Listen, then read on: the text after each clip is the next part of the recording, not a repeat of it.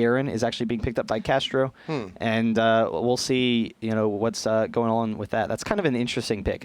You haven't seen Garen in a while, but when they rechanged the armor pen, it opened him up as a possibility because he's very strong in the top lane.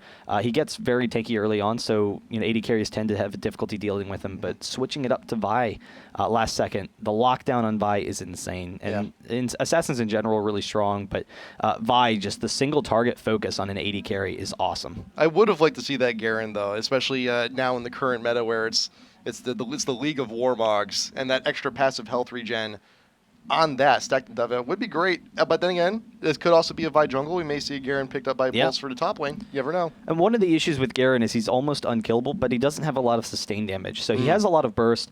He has a decent amount of damage with his E, so when he's just spinning around. Yeah. But if only we were still in the League of Black Cleavers. Right. If only. Right. Well, you still get Black Cleaver on Yeah, it. you still It's get- still yeah. very strong. We'll see where they're going. Ezreal being picked up is definitely the safest pick, considering they have a Vi, just because most AD carries are going to struggle against Vi. Yep. She just has that lockdown in the back line, so Ezreal will be able to arcane shift out after the lockdown happens, so that's definitely going to be huge. They could grab like Lulu or something like that to pair with him in the bottom lane, but Amumu is also open, so if they want to decide to grab that, Lee Sin, so going for that. Lee Sin still very strong, despite the recent nerfs that he's gotten to the Safeguard. He's still amazing, and if you know what you're doing with Lee Sin, you're still very mobile. You can still sneak in, get some quick kills, and sneak out.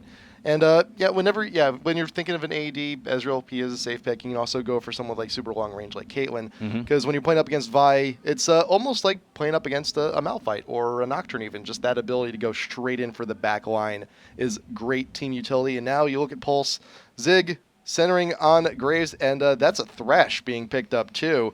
And I know Blitzcrank 2.0. Blitzcrank 2.0. I know Nick Allen's been playing a lot of Thresh. I know he likes him a lot, and I know you two had a bit of a discussion about Thresh in the bot lane also, assuming that is a support Thresh. Well, it was more of a yelling about how OP he was, and it wasn't that we were playing against Thresh, it was that Nick was playing against Thresh, and I just felt bad that we were using Thresh, because it just felt dirty.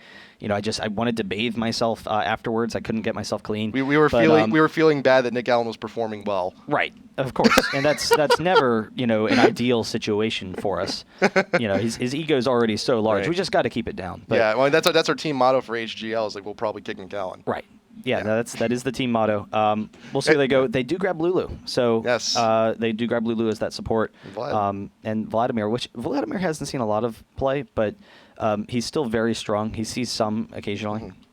So Particularly against a short-range team. It's the Ryze and the Graves. Ryze wasn't picked yet, but Graves in particular, Vladimir does well against it because you just drop your ult on him, a single Q, and you just instantly rock Graves. Yeah, I'm looking at Salabar, and that is a hell of a lot of poke, especially with a Lulu in the mix. And whenever a Lulu is picked, you always have to ask the question if the possibility for a lane swap is there, which it may very be possible. Vladimir, he can do okay in a 1v2 situation. He's still got quite a bit of damage. He has that natural regen in him also. Looking at their team, do you think that might be a possibility?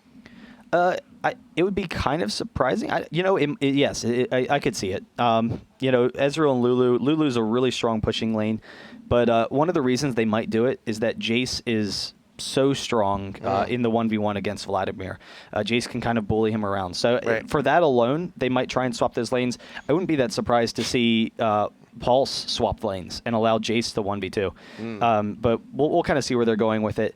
Ryze late game is incredibly strong, but if they can't, get him into that late game, that could be kind of an issue. Or if he's just AoE bursted down or single target bursted down, they have a lot of single target damage. And Syndra in particular could be kind of interesting against Ryze. Just the quick stun out of nowhere and then just go for the quick kill. Yep. And Ryze has so many more build options now in Season 3 also. We've seen him with actually both Tear of the Goddess paths. We've seen him, with the Archangels and that upgrade path, the Seraph's Embrace, and the Muramana. Both of them actually work really well. Even going so far as still last weekend, some Ryze players building 2 Rod of Ages even going as far as to really tank up, really get a crap load of mana, so he does that much more damage. So let's take a look at some of the runes and masteries. Well, one of the things I want to point out real quick here, now that everyone's locked in, this is kind of interesting to me. Zig is actually their top laner. So Zig, a long time ago, he was the AD for Dynamic and for Mono, and then before that, Just Your Average Joes. So for a long time, he's been playing AD. But before that, he actually was a top lane player for, I don't want to say... I don't remember. I'd have to look at the team. I kind of feel like it was Curse before they were Curse, but he would play a lot of Scion, I remember. But this is kind of interesting. So he is playing Jace, which I haven't seen him play anything but AD for quite some time, but it kind of throws it up a little bit. Castro is going to be going bot with Evaniscus. Yep. And this might, maybe I'm just mistaken, haven't been watching a lot of Pulse, and this is kind of what they've been doing for a while now. Yep. Let's also take a real quick look then at over at Thresh, since he's the newest champ on his roster. Let's see what he's got for runes and masteries. Standard support stuff. He got some GP10s, a lot of armor, and on a champ who naturally gets a lot of armor anyway, provided he has good positioning. Remember, that's the key here. Picking up Souls of Thresh, you just don't go, hey, piece of candy, I kind of want that, and just go grab and right into a glitter lance and to your death. That'd be very unfortunate. Yeah, and you see he doesn't get a lot of health from the defensive stats, but Thresh actually has the highest base health in the game, so that's not going to be that significant, but he does pick up some more armor there, get some more health regen as well, so that's going to allow him to just be really aggressive with auto attack harass, which is one of his strengths, and then out regen people, so he's going to exchange very effectively. The concern is Lulu is one of the best damage exchangers in the game. She just, it's free damage a lot of times for Lulu. You can drop a shield on them, Q, attack, walk away. So it's very strong. Some strong summers, a little bit more defense. So magic resist and armor, as well as a lot of health when compared with Thresh. Yep, the runes are a carbon copy, but the slight changes in the masteries can sometimes provide interesting results. Let's take a look at Rise, some movement speed. Which was actually even before his rework, was still kind of a common thing. You get you get some extra movement speed, but now you get a little bit more from the ultimate. It still works fantastic, and he's going this is actually still kind of like an old Rise mastery wise, like 9-0-21. Yeah. Rise into Season 2 masteries was like one of the few, if not only, APs where it actually did really well if you maxed out in utility. Wow, yeah, that's kind of to be expected with Rise, but look at all this Magic Pen. Wow. So Magic Pen on blues, Ultimate, or Quince, and Red for Ihamda on Syndra, which is just absurd. Masteries 9-0 and 21. Wow. But a lot of Magic Pen. So starting off with 21 Magic Pen. And that's interesting because Syndra has really good base stats, and she also has a lot more range than Rise. So she's easily going to outrange Rise. But that means that her goal is primarily to get that free harass and to have just enough spell pen to be doing true damage with her ultimate and just, rely on that base damage. Yep. So that's going to be really interesting to see what happens there. Yeah, and I feel that's somewhat needed also because Rise, he's one of those few he scales off of mana. It's not completely out of the question where he can just rush like Banshee's Veil, first item. Yeah. And that's a lot of magic resist to go up against. We can see Syndra itemizing into Haunting Guise into Liandry's relatively early also to try and counteract that and get that upper hand before Rise spirals way too far out of control. Yeah, but one of the cool things with it is normally you're going to see magic resist on those blues, but again, Ihamda looking for that range advantage. So he's doesn't need any defensive stats. So we'll kind of see how that works out for him. Yep. Loading on in, just about to finish up. There's teleport on that Rise. So if he is needing any other lanes, he shall get there real quick. And Lulu, that's a heal. Don't see heal all too often these days. You really don't. Exhaust is a little bit more expected, but Lulu already has a lot of CC. So sometimes you don't need it. I tend to like the exhaust, and I think most people do, so that you can kind of CC overboard. Right. But it's interesting. They don't have cleanse on Ezreal either. He's running barrier, which is definitely going to be nice. It means that he's going to be a little bit more vulnerable to Thresh in particular, as well as Rise. But as long as he keeps his positioning, it's not going to be that much of a concern. And that means they're kind of not looking to duel. Yeah. So they can kind of range poke a little bit at Graves and Thresh in the bottom lane, but they recognize that Graves and Thresh just have so much damage between the two of them that they really don't want to exchange with them. They know that they're going to be outdealt by them. Lulu's very strong at that, but Ezreal, not as nearly as much as Graves and Thresh. So really, the heal and barrier, it's damage mitigation, so that they can farm, play defensively, maybe bait them in. So they bait in Thresh and Graves for a gank from Lee Sin maybe, and then the heal and the barrier just give them enough that they can be really aggressive. Or actually, you know what? I take back everything that I said, because Ezreal is actually running Doran's Blade, which means that they probably are looking to exchange with them, and they're using the heal and the exhaust just as damage mitigation, which is really interesting. I haven't really seen much use of that before. And usually with the Dorans, you would say that if you fall behind, like any damage that Ezreal takes, it's going to stick because they don't have a heal, and Ezreal really quickly could lose that lane. But having that Dorans means that they will win small engages early on. You already see how much damage he has, and he's very tanky. Ward in the brush over from the Salad Bar, find out Pulse, but they managed to take it out rather quick. Used a pink in the process, though, but anyway, that's why you bought it. And for a second there, because I'm looking at the items, for a second there, I thought Ryze was the support. He purchased, his initial purchase was very much like you see on many supports. You have the Fairy Charm, you have your wards and potions in there, and he's got a Biscuit too. Well, if you're going to utility, you need your Biscuit. Well, Biscuit's just awesome in general, so why wouldn't you want it? Exactly. Who would not want a Biscuit? You get some more regen. Total Biscuit. It's awesome. How could you not go to like KFC and not have your Biscuit? It's just, it's unheard of. But we see right off the bat, Salad Bar, they're going to be grabbing the Wolves here, while down on the bot side, Pulse, they're going to be grabbing Golems. So it is going to even out between the two of them there. And then both sides are setting up in the top. So Lee Sin's starting off at red, whereas Onion Bagel here is actually starting off at blue. So we'll see what kind of routes they're looking to take. It could mean that Lee Sin's coming in for a quick level 2 gank up in the top lane. That wouldn't be out of the question, but it's really unlikely, considering that Vlad isn't very strong at level 2 and isn't able to deal any damage, and then Jace is just so strong. So yeah, you see Lee Sin's backing off. It's really not very likely, but we'll see where they go. It probably means that they're both looking to exchange at around the 3 minute 30 mark down in the bottom lane. Yeah, and right now it's just a race. Who can get the second buff? Who can get down Oh there my god, first? so much damage already off the bat.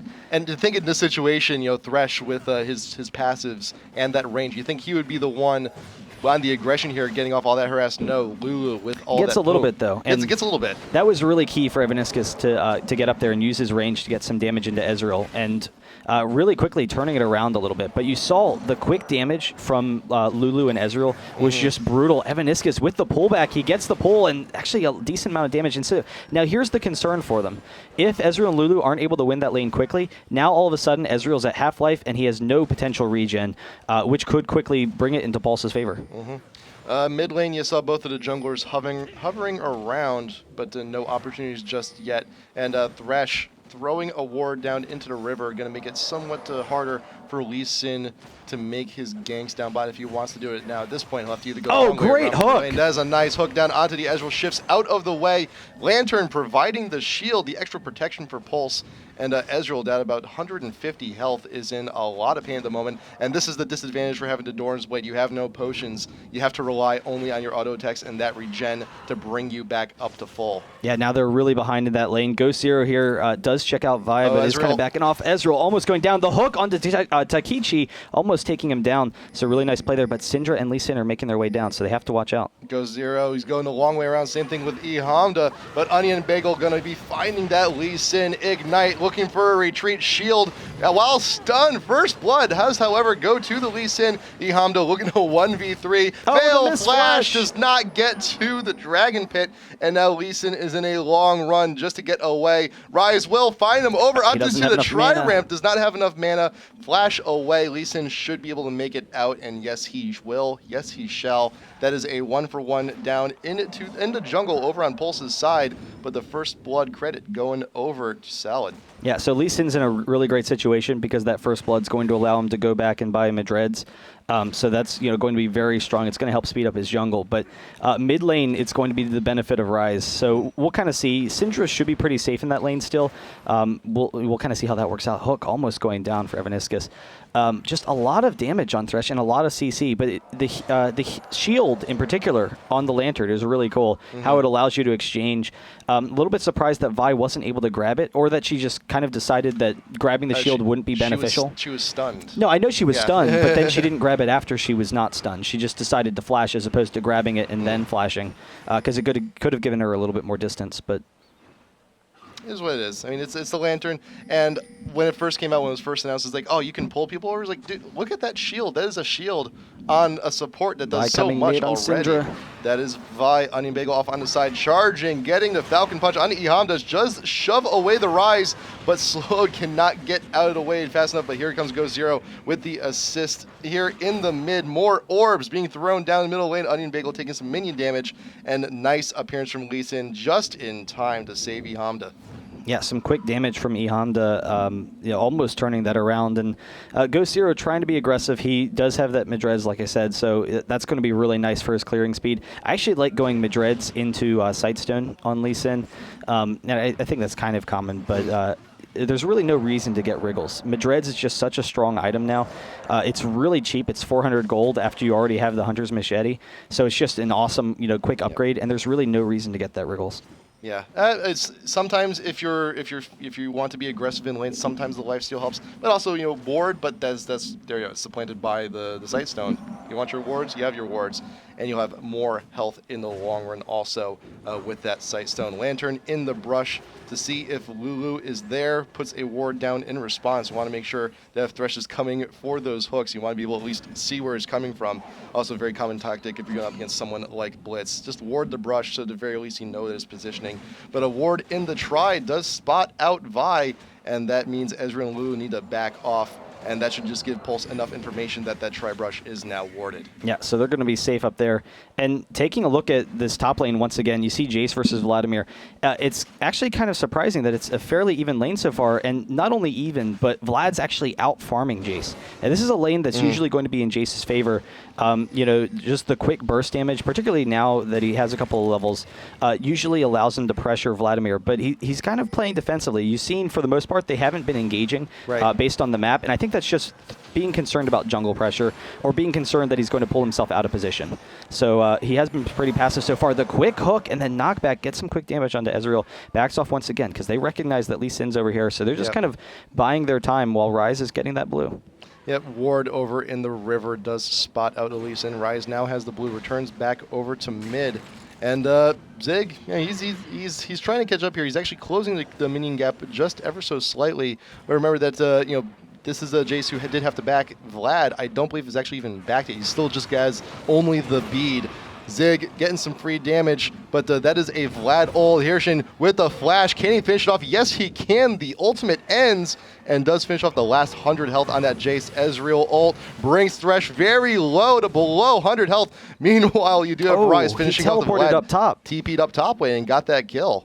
Yeah, really quick play from him. Vi coming mid, trying to defend this turret a little bit. Will be pressured by Ihamda and Lee Sin. Actually, the stun, the ultimate as well. Lee Sin going to be jumping in. There's actually the knockback. Onion Bagel trying to get out of there, but it will drop down one more attack. Wow. So he goes down. So 3-2 for Salad Bar right now, and they're also pressuring bot still. Some quick damage from Castro, though, forces Lulu back. That was a picture-perfect scatter from Syndra. I think that ball actually got max range on that stun on a Vi. Fantastic work from Ihamda there.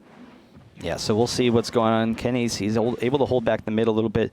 Some quick AoE damage forces them back, and he's actually chasing down Syndra a little bit. He drops the ward so he can actually get vision when Syndra comes back to lane if she doesn't recall, which she's really going to need to. She's just a little bit too low. Yeah. So we'll see if she decides to ranged farm or if Ihamda decides to go back. Jace heading back up in the top as well. Does he have his Brutalizer? No, he doesn't, but he has some magic resist, so he can trade a little bit more effectively. Hook on to the Ezreal, just keeping him delayed. A minor annoyance and forcing out that shield. The hook is actually really interesting for a couple of reasons. And I'm still trying to work out the mechanics of it. And I think some people are too. I was playing a game with Spellsy the other day, and the Thresh we were playing against, he was hitting a triple hook where instead of pulling people back 2 times, it pulled them back 3 times every time. And we couldn't figure out what it was about it. Like if there's a way that you use the hook or some weird mechanic about that. If anyone knows, just go ahead and message me on Twitter at Baroncast. I would love to know. I would love to hear it. We do see Lee Sin checking out Onion Bagel, though, and Rise coming in behind the turret. They're going for this tower dive. Get some quick damage. That is the Flash and the Prism down to Ezreal. Already got the kill onto Lulu. Flash is in pursuit. Ignite still on the Ezreal, but cannot connect with kill number 2. But that does clear plenty of time for Pulse to go down and grab the dragon. You already have the AD away. And you do have who is recalling?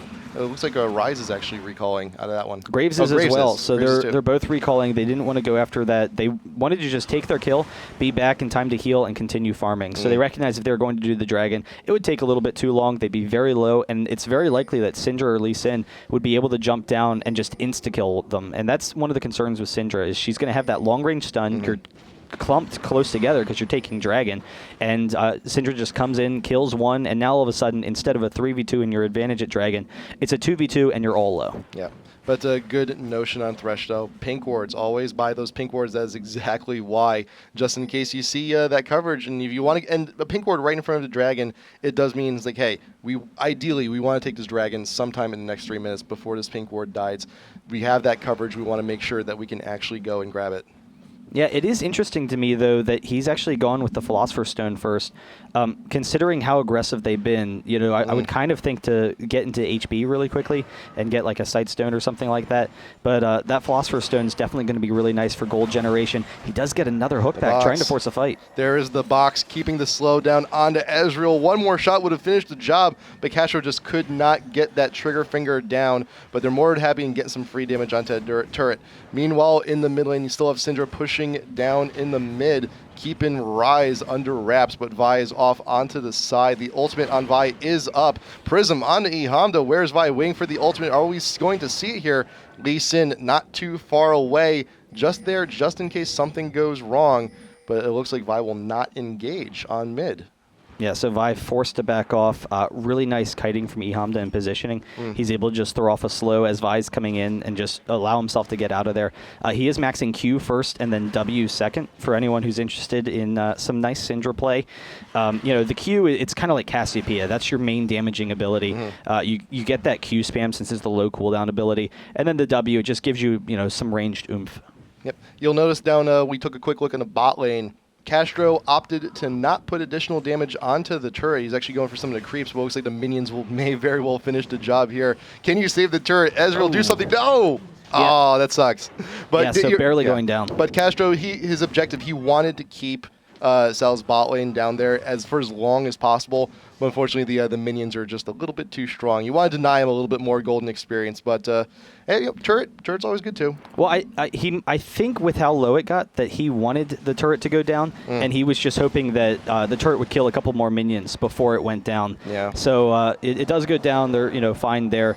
They could have left the turret up. You're right, and still be very aggressive. So that might have been their intent, but we'll see what they do. Onion Bagel looking for opportunities around the map. Hasn't really been that successful so far, but as the game progresses and they start grouping as a team, Vi is just insane for that single target lockdown, and later on in team fights as well she is. So that takes a lot of pressure off of Graves. So Graves, even though he's a short range AD carry, he's going to be really strong and be pretty safe in those team fights considering how strong the rest of his team is. Single target lockdown on the back line. Right. Very much like we've talked before about very much like Nocturne and Malphite, which is so important, especially when you're going up against an AD who thinks he's relatively safe, like Ezreal, which then you see a Falcon Punch coming from downtown, and then you realize honestly, you're in big trouble. I wouldn't be even that surprised though if Onion Bagel wasn't focusing on the Ezreal, because it could be really difficult for him to get Ezreal. But take Syndra for instance, a quick Q into an ult combo, get an insta kill on Syndra. Now they're missing a large percentage of their damage. They're missing that strong kiting potential and spammable stun in Syndra's E, and that could really quickly turn a fight for them. But it is an AOE pop up if I'm not mistaken. So if we see a whole big clump of salad, if you were, be popped up by one wayward fork. Onion Bagel definitely looking to toss the salad there a little bit. Good job. But because you got to mix in the croutons and everything. You need croutons. You need ranch. You need your vinaigrettes. You need everything in that salad. And we'll see if Vi can actually get all of the toppings. once the team fights start breaking out, once you get that ultimate into the backline onto whomever you may choose, be it the Ezreal, Vi, or maybe even a caught-out Lulu. And it's really interesting to me how effective Harishan's been in this top lane. Just getting that quick spell pen has been really strong against Jace so far. And it's turned into a passive farm lane, but one that Vladimir's winning and pushing Jace into the turret, which is not something you normally expect to see. And I'm curious if it has to do with itemization, because before the Season 3 changes, you would have never seen Jace go for that early tier. Now with the Season 3, it's pretty common. Like, it's standard, just because it's so strong for him later on, but it means that he's missing out on that early damage. Yep. Go Zero finds the Thresh still in pursuit. Ezreal ult for some extra damage, and the box comes down, looking for more slows, and Ezreal dragged to his death with a Graves to top on that double kill for Graves. Finds a Lee Sin caught behind as well, and that is a Syndra that needs to GTFO. Can you get Onion Bagel? No, you cannot. Dragging the ball behind, cannot finish the job onto Vi, and now needs to retreat from 3 members of Pulse in pursuit. Rune Prism keeps in mind. There is the hook to death. Graves getting a delayed triple on that engage. Fantastic work by Pulse. I can't believe Onion Bagel was able to escape from Syndra. Top lane. We couldn't see the beginning. Jace going after Vladimir, the pull, trying to take him down, but Zig is going to win that. The flash. Almost taking him down. The That could have been brilliant. Hexdrinker a little bit too strong. That could have been absolutely brilliant, but Hexdrinker, an amazing pickup if you're a top waiter going against lots of strong AP. Fantastic flash. I am definitely giving props to that Vlad. That was so wonderfully well timed. Flashed through the bull. It was really impressive, but at the same time, he had a sliver of health left. Yeah. So impressive as it was, you have to wonder, he just wasted his flash essentially, because Jace still had a couple hundred health left, and Vladimir was just one hit away, one auto attack away. So the ability being on cooldown didn't really matter.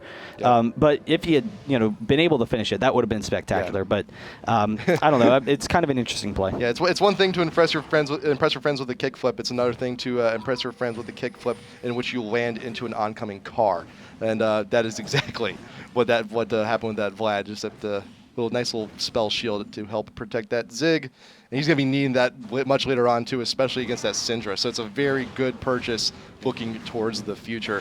And Salad Bar over here by the Dragon. They did have it worded out earlier, and they will try for it here. One more ward from Pulse. That is the shot from Jace. No steal on to the Dragon. That is an Ezreal picking up, and Vlad picking up the Rise off onto the side. And now all of Salad is moving up, but there is a Thresh behind you with Graves trying to pinch in the Salad Bar. Zig over off now onto the blue area. That is still a wayward Lee Sin. One lucky shot from Jace. May get it, but no, decides to grab onto the Lantern and goes on an adventure with Thresh back into the river. Yeah, so they lost Knace really quickly. They lost the Dragon, so that's just a nice advantage for Salad Bar. And they're also going to lose their mid. They're taking, they're going to push up bot a little bit as a result, but it's just a really quick gold swing for Salad Bar. So really impressive play on their part. At the same time, though, I was a little bit surprised that Pulse almost turned that around. So even though Rise instantly died, and that's the strength of Salad Bar's team, is that quick insta burst damage, Pulse forced them into a corner. They forced them back. They were being very aggressive, and I don't know, it was a really nice spread on their team. You saw a nice concave where Salad Bar wasn't able to get the AoE of Vladimir or anyone off, and Pulse was just able to slowly wear them down. But it didn't work out for them in the end. They weren't able to grab Lee Sin. In particular, that would have been a key one for them.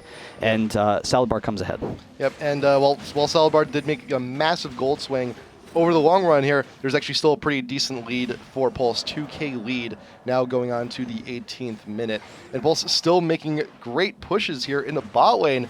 Getting the tier 2 is now half done. Hamda uppercut in the mid. Still manages to take out Rise. Onion Bagel, can you get that? Can you finish it off? Scatter doesn't even need it. Onion Bagel just cannot get one more punch onto that Syndra.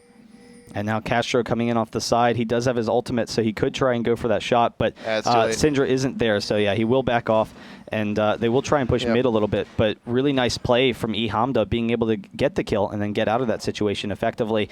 Top lane, still mostly a farm fest. Vladimir has a nice advantage. He's comfortable with just farming there. Jace has come back a little bit, but it's still kind of rough.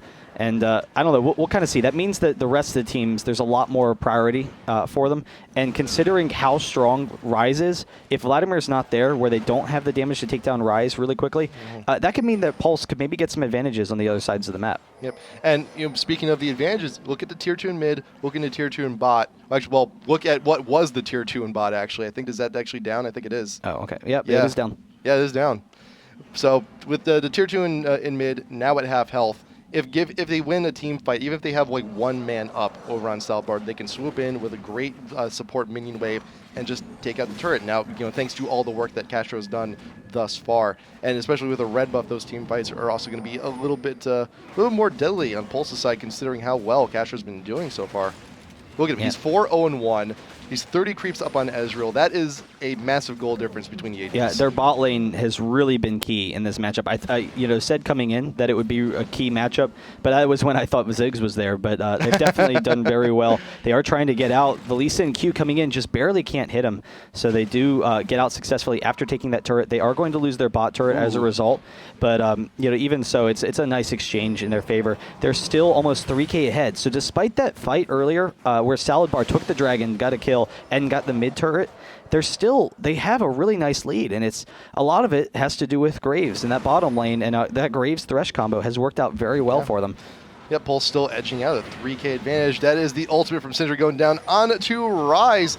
Brings him down to about a quarter, and that is an uppercut from Onion Bagel straight on to the Syndra, but still in a bit of confusion, walking around in circles amongst the enemy, trying to figure out what to do. Vlad ult has ended. Zig is there to throw some people back with the hammer, and that is Thresh and Graves with questionable positioning, throwing down the box in defense. If you want to run towards us, you will be slowed. Box now down. Pulse waiting in the brush. And it looks like Salad Bar is just going to disengage. Like, hey, we don't want any trouble.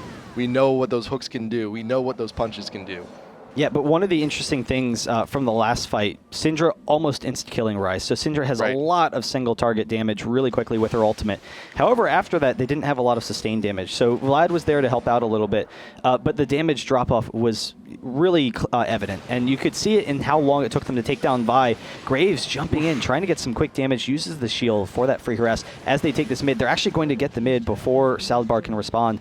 But if they can bait out the Syndra ultimate and not lose anyone in that time, then their sustained damage is so significantly stronger, so much stronger than Salad Bar's, that could easily win them those fights. So Salad Bar, their big goal is to just grab someone with Syndra, grab someone with Lee Sin, pick someone off, and then use their kiting potential and survivability to wait until they get cooldowns reset. And then once they get cooldowns reset, they can jump in and kill another person. And keep in mind too that Syndra right now at this moment can bring someone down to a fourth. Imagine when everyone starts taking up, when Ryze gets a Banshees, once you get the Aegis and Bulwark into the mix, it's going to be doing less damage. But there is a lot of damage on the Onion Bagel. I think he used the ultimate. He died mid-ultimate, going straight in for Vlad, and just could not live long enough to see that last punch. GoZero almost getting grabbed, but I think Pulse was a little bit surprised by that damage. Yeah, no, the damage is absolutely absurd on Syndra. That is her strength, is that single target damage dealer who also has kiting potential. And it was too much. They weren't able to keep him alive, and so they have to back off. You could see they almost turned it around. The number of the members of Salad Bar got pretty low, but Salad Bar just being able to back off. They knew that they didn't want to force it. After they got the one kill, they didn't need to force it, and now they're actually taking a lot of damage from Jace. The pull underneath the turret. Wow. E-Honda's going to drop down the turret shots. Lulu ultimate, he barely survives as GoZero jumps in, trying to pick up the kill, and Harishin, trying to chase down the rest of the team, dies to that ignite. Dies inside the pool, never even arose from the pool. Quick Q onto the Ezreal, takes care of that one, and Vi is now back in the battle, back from death. Castro in a huge run just to get away from the Lee Sin with an Onion Bagel going straight behind. Oh no, the vision obscured from the smoke screen cannot get him to shield over to the ward he just placed, but that bush is still warded. GoZero in a desperate attempt, Qs the dragon in a great escape, and now Jace meets up with him in the river. He has no wards though, so it's going to be a tough escape, but they let him go. He's out of wards. They go after the dragon. It's like, hey, one kill or dragon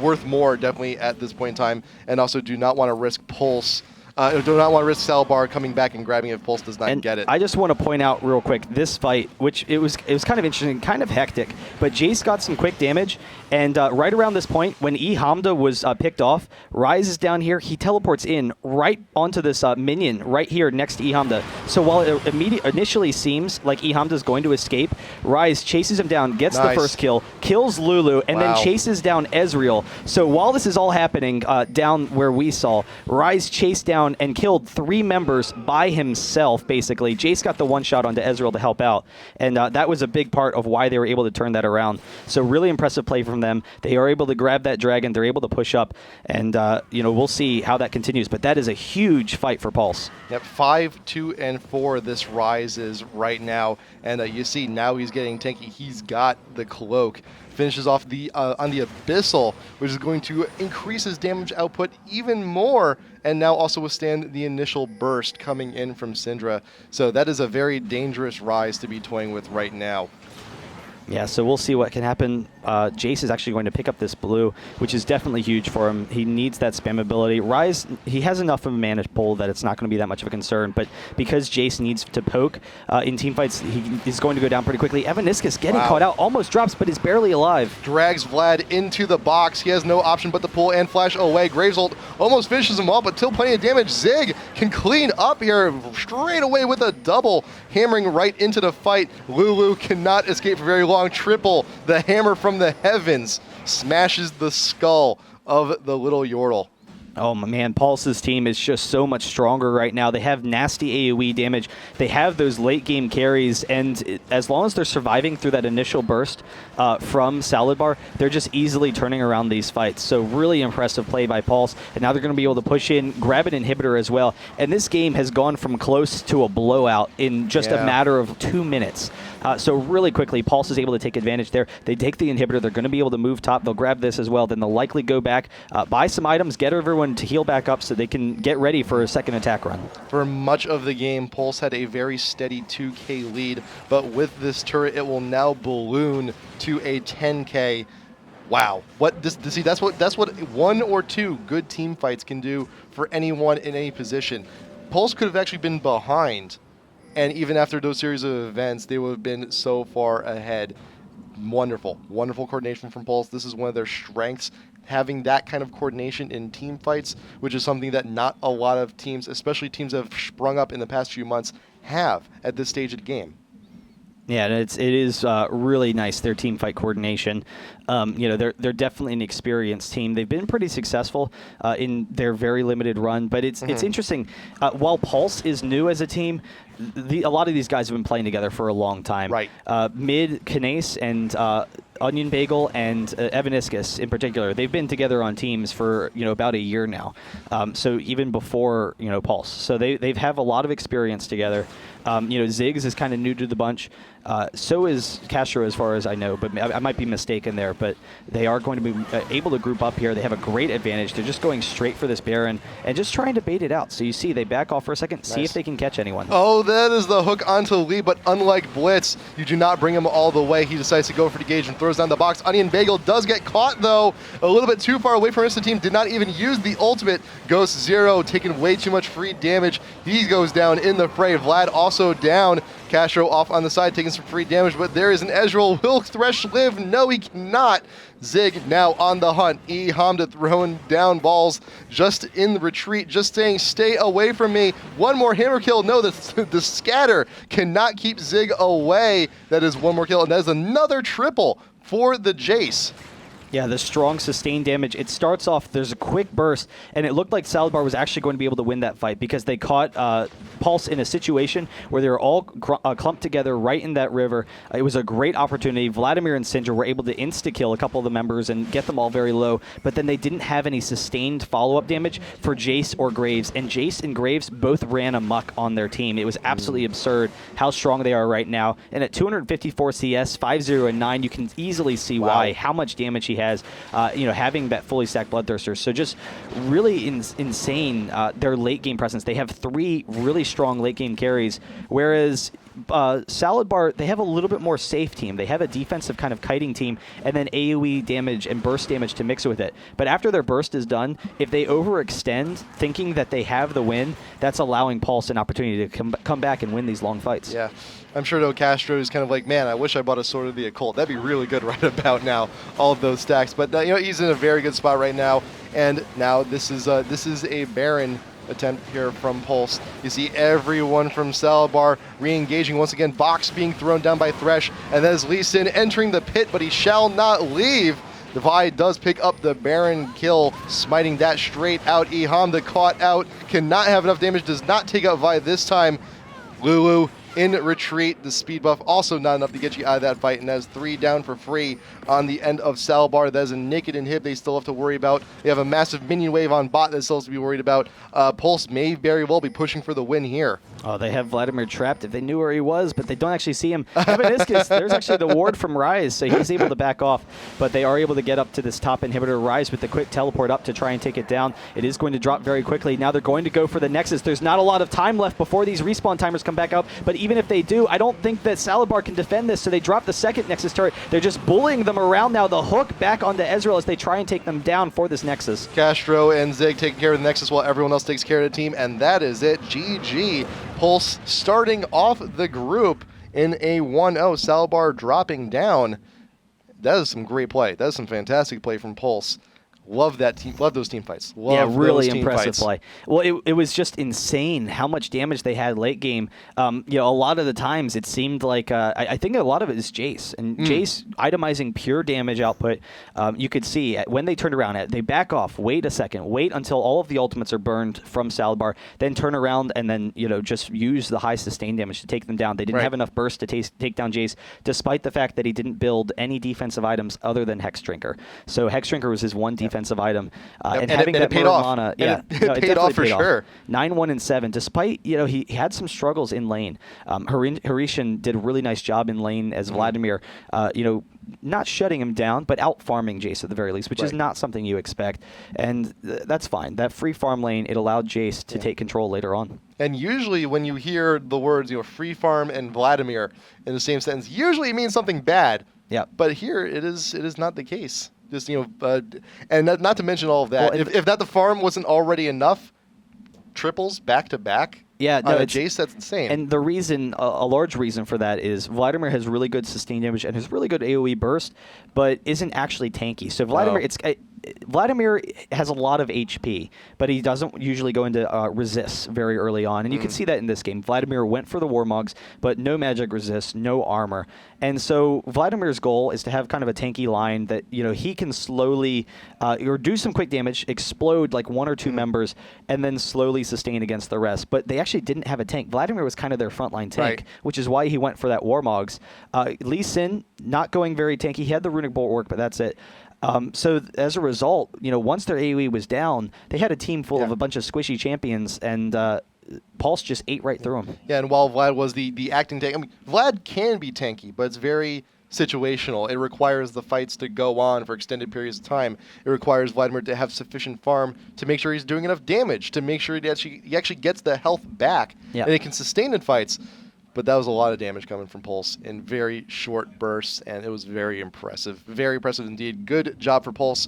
But we will be seeing Salad Bar back here in just a little bit. We have the losers match of the group coming up next, so they will be playing against the loser from High Rollers and Normal Stars. We're going to get that game up in just a little bit, and we'll be back. See you soon.